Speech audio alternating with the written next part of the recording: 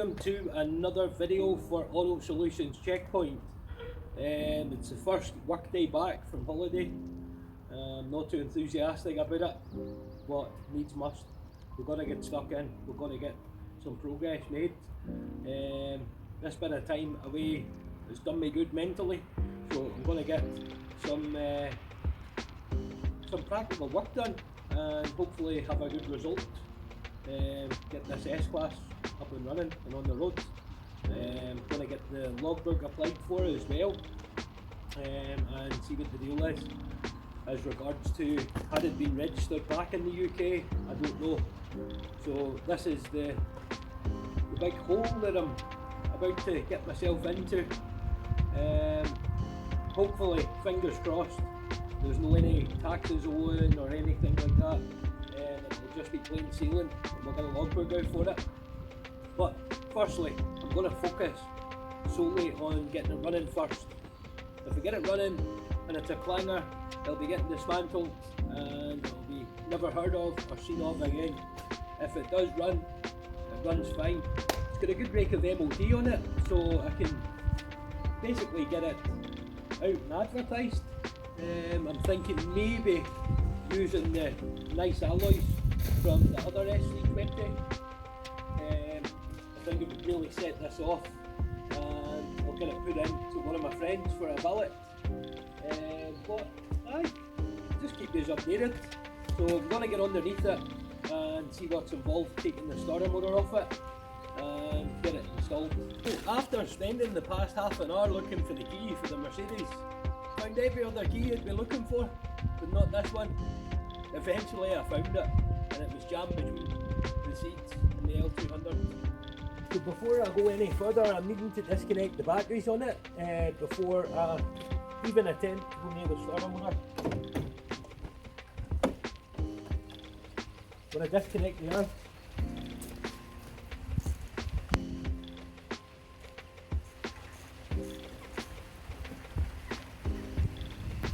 right guys, so I'm underneath the S-Class and I'm using an E14 socket to remove the brackets for the anti-roll bar. So I just got to remove the E14s on this side and the other two on the other side at the exact same bit, just to remove the bracket.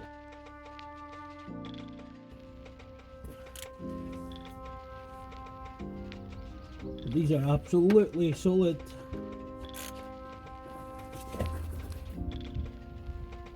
They're solid. I think I'll need to use the bar for these. Okay, so I put some heat on it to loosen them up because they were really tight.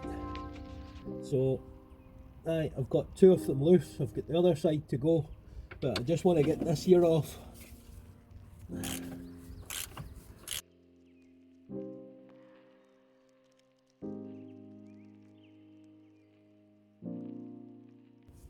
That's one side off. Just got to put heat on the other side, and then hopefully that'll allow us enough clearance to actually get up and get the starter motor. Such a confined space, but it appears relatively simple enough, so I'll no mock it.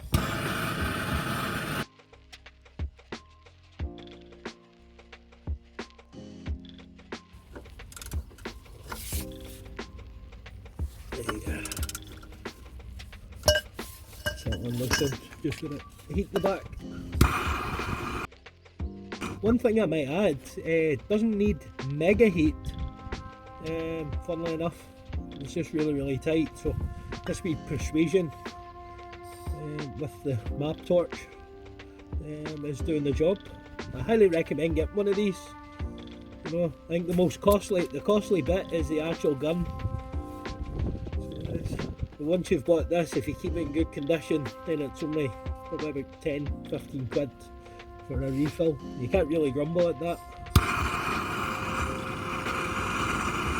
Considering the predicaments that these map torches get you out of, I reckon it's very good value for money. Okay. So it's crackling rosy. So when it starts crackling, I'm hoping, yep, there we go. That's too loosened. So again, do the same as what I've done on the other side. Undo this roll bar and let it down. It's only going to come down a little bit, but it's enough to actually get into the starter motor, which is what I'm wanting. This isn't my first rodeo, you know. I think there's a lot of pressure on these, to be honest. I think it might be an over-exaggeration needing the jack to jack it back up in place, but I could be wrong. Aye, so I've got it moved across, and it's just the drop length to actually move from side to side, so aye, I've got plenty of room.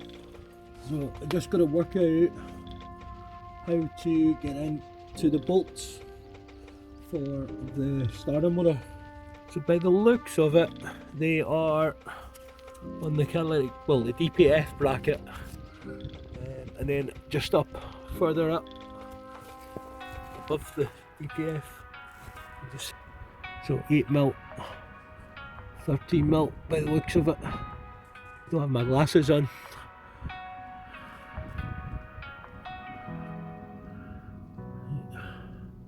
So I need to undo them. So it's all straightforward. So I managed to get the wires off. I just got to get into the torques that are up beside the gearbox as well. So I'm going to try and get into it with extensions without actually disrupting the DPF, I think. Okay, so I've just got the knuckle and 2 extension bars.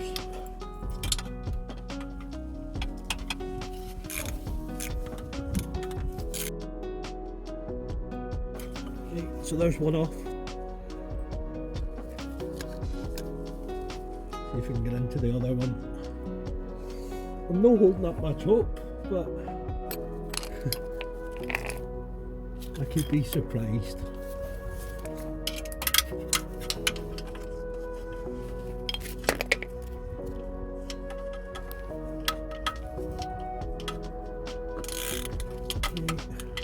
We're now on top of it.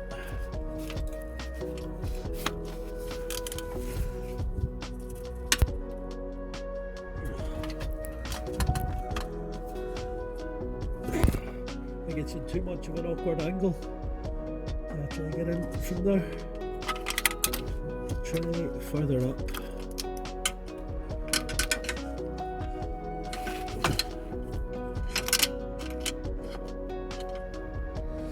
I think this is going to work.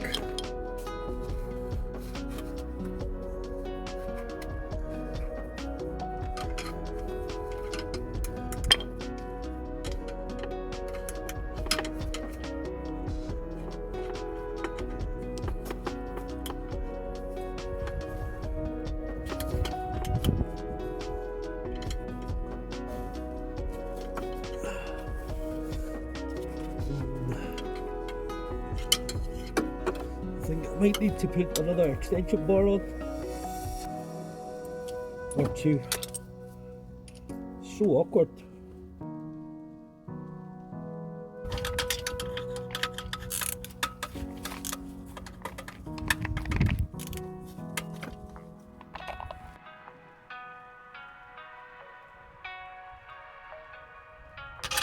There we go.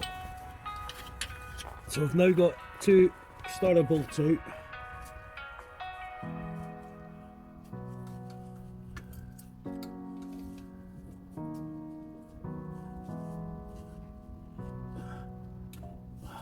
Fuck off.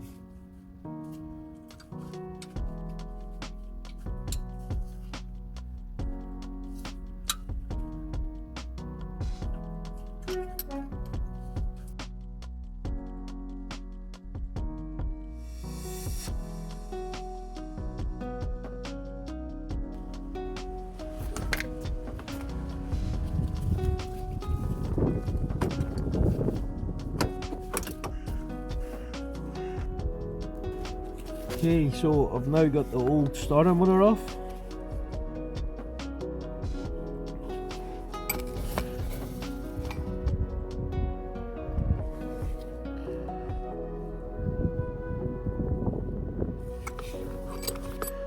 Now got the purchase from eBay.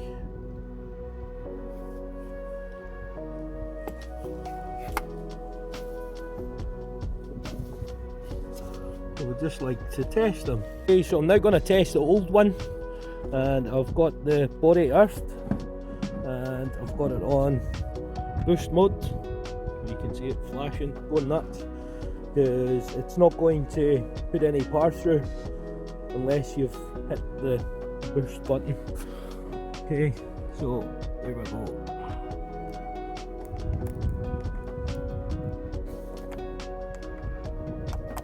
Absolutely goosed.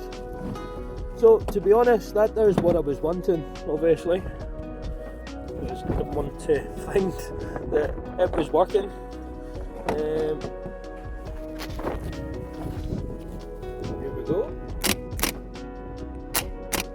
Oh, perfect. Minter. Loving this. So fingers crossed we can get a start. Obviously this defective one will be getting in the scrap pile. So thankfully that's looking a lot more positive. It's a step in the right direction, put it that way. So at least we can see what we're dealing with next. As soon as that's put back together again, if it starts and sounds fine, then it'll be getting serviced and it'll be getting sold.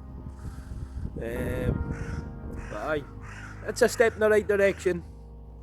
It's making me think, well, I'll test the starter motor on the other one, because I'm not sure that the transmission would prevent it from running. But I don't know. I want to get the other one running too. Stuck between a rock and a hard place now, because I don't want to break neither of them. But it's looking like the one I bought first of all will be the breaker, but I'm hoping I can save it and get the bits I need for it.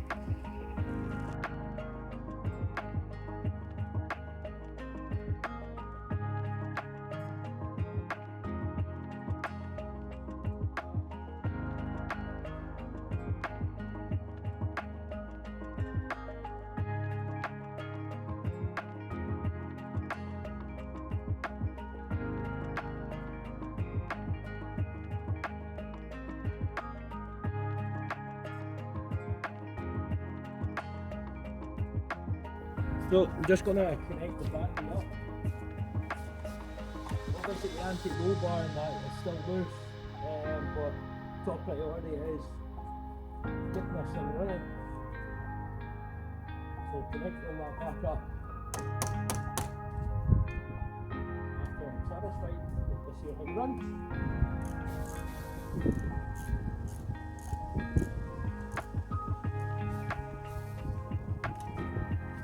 Take battery, I'll connect it back up again, and all to do now is see if we've got a crank.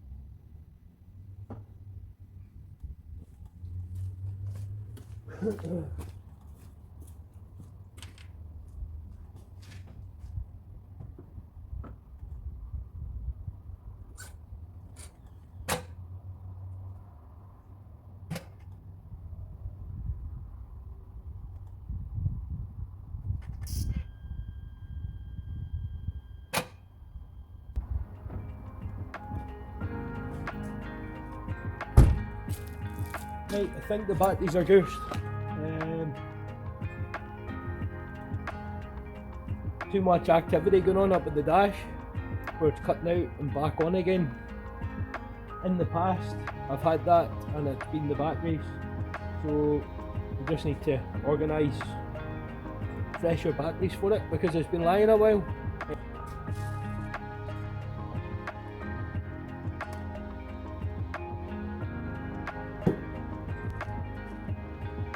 Am I happy with today's result?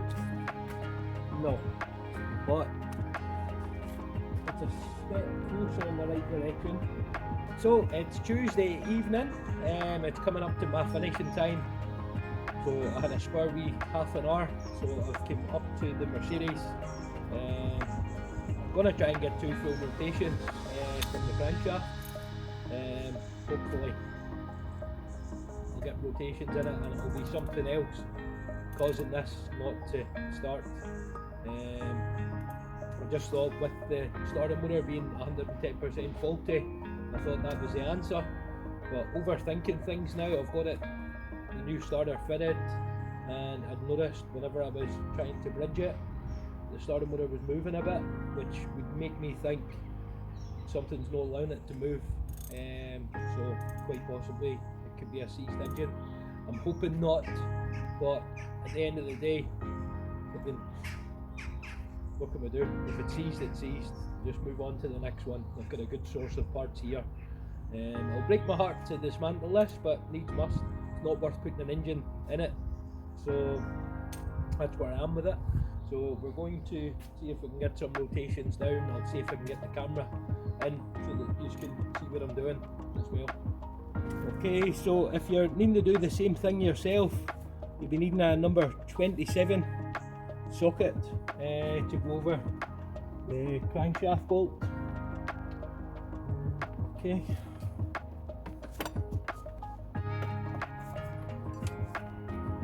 You want to see if you can get 2 full rotations.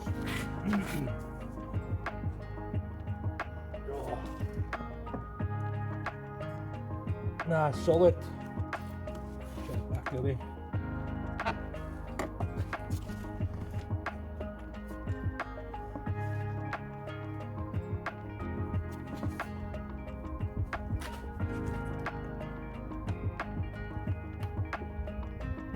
Nah, no movement at all. So my friends, it's confirmed. In hindsight, I should have really checked it to begin with, but at the end of the day, I was overlooking that. That was worst case scenario. I really wasn't expecting that. Aye, it's not good news. But hey ho, this is a shame. This is such a nice big car. But this is what its fate is, a seized engine. Not happy, but hey ho, I never paid a lot for it, so it's well worth the money for the parts that I needed, because I would have ended up spending far more buying the parts separate for the other one. So aye, that's where I am with it. So put the battery on it, put it neutral, just in case it had maybe locked up. I don't know enough about automatic transmission cars, so I thought maybe putting it into neutral, maybe release it. My theory is, like, obviously when a car is in gear, it's not going to allow you to turn the engine over from the crankshaft, so definitely fucked. Just moving back and forward. Having a look inside, you can see the columns moving. I think what's happened here, maybe the timing has jumped. Got a timing chain on these. I think it's maybe something's stopped doing what it should be doing inside, and it's locked into itself. Definitely not worth fixing. So this is going to be broken.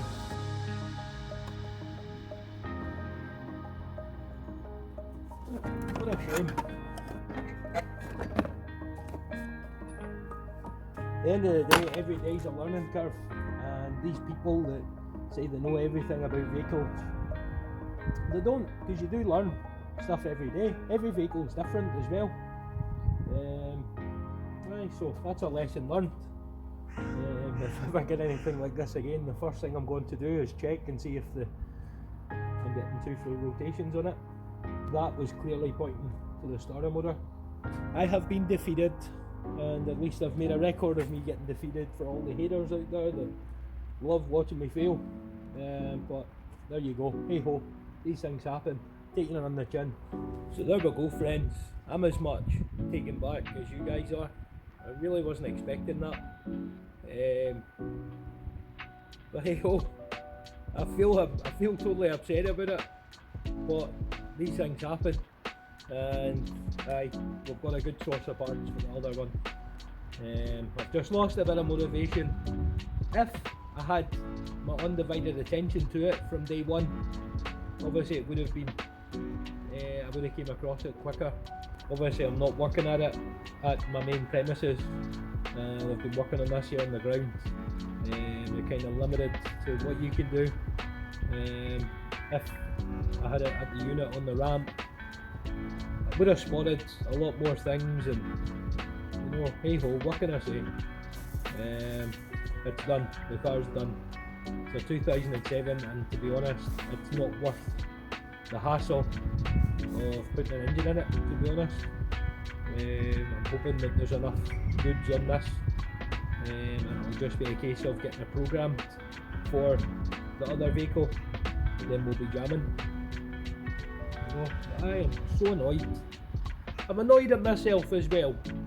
I'm not annoyed too much at the car, but I'm annoyed at myself for not picking that up to begin with. But obviously I tested everything, and the starter motor was goosed. So my theory is the engine seized, and the people have continued turning the key, and it's burnt the starter out, and that's what's happened. So piecing all the bits of the puzzle together, feeling like a detective here. But it's too little too late.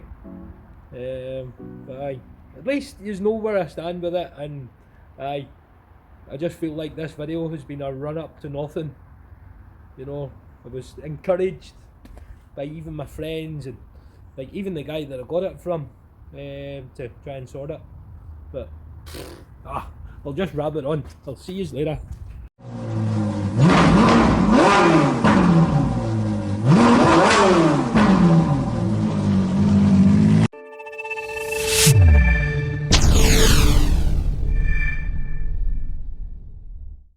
Ha ha ha!